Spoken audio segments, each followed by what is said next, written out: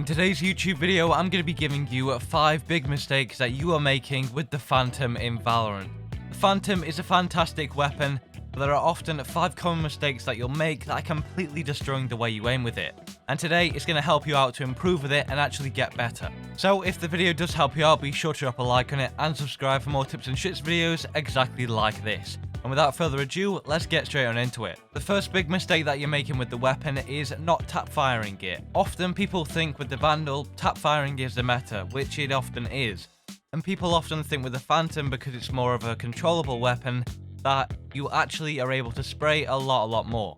But here's the thing, with the Phantom, you don't want to be spraying out of control, which is a big mistake people make. You want to do it in short control bursts, which is essentially tap firing for a little longer than you would with the Vandal. So you will want to be doing it for around about 5 bullets is what I would recommend for a little bit of a tap fire, and do it in short little bursts, and when you do that you'll be able to hit them accurately.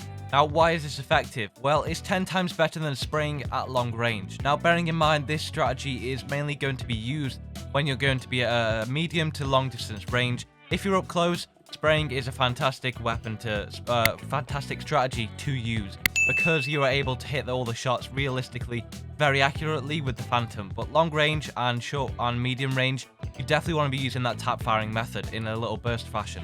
And of course, aiming for headshots with this is going to be extremely effective, as often you'll be able to line the bullets up and get around about 3 shots on target with a headshot. And you don't just stop there, you want to be doing around about 5 bullets of a burst, and then another one, and then another one, stopping in between it.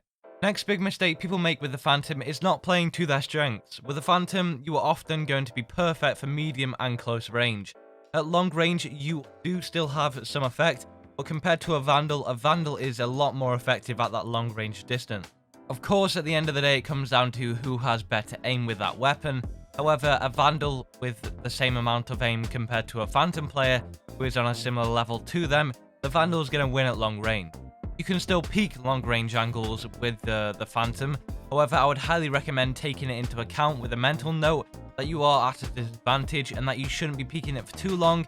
And if there is a Vandal player who clearly is going to take you out any second, stop peeking and go for a different approach. Again, when you're playing short and medium range, recognize that you have the advantage. Try to play this. If you're going to be pushing one side, think about where you can get those advantages. Don't go for long range plays. Of course, you can still take people out at long range. However, I would definitely recommend playing to your strengths always. The third big mistake is not practicing your short controlled spray with the Phantom. Now often when you're going to be at close range, your Phantom has a massive advantage. But I see way too many clips and videos of people missing every single shot when they're at close range, simply because they're not used to the recoil of the Phantom. They also don't really know what to do in that situation. In short range situations like that, your tracking is going to really come into play, and also your recoil control.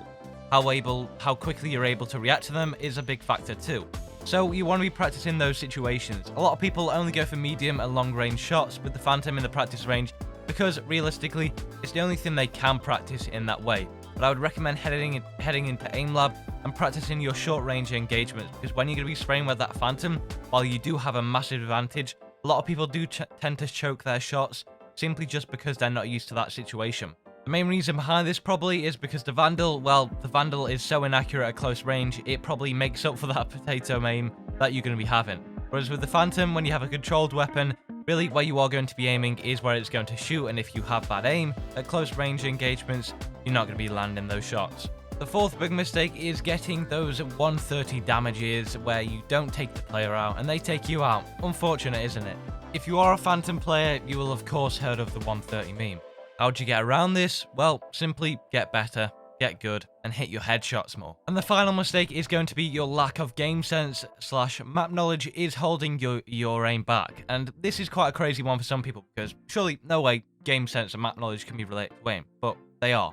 Somehow they are. Reason being is that if you have good game sense, good map knowledge, you're going to know where players are, you're going to know where people are going to be, you're going to know what the best angles to hold are, but also you're going to know how to play to your advantages. Similar to the last tip, want to be knowing where you have to push on a map, where you have to hold on a map, is such as the angle, not just the sight, where you should be holding stuff to suit your weapon, to suit your advantages that you do have.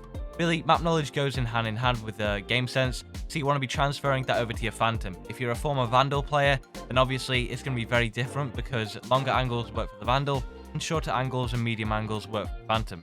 So map knowledge and game sense, combine it together and get working on it. If this video has helped you out, be sure to drop a like on it and subscribe for more tips and tricks videos exactly like this. I do stream on Twitch, link down below, and as well, if you want to keep me doing these videos by supporting me, you can do so on my Patreon page where you get a wide access to different benefits. There's a link down below, and of course, click on the video on your screen right now if you want to go ahead and see 5 common mistakes for low elo.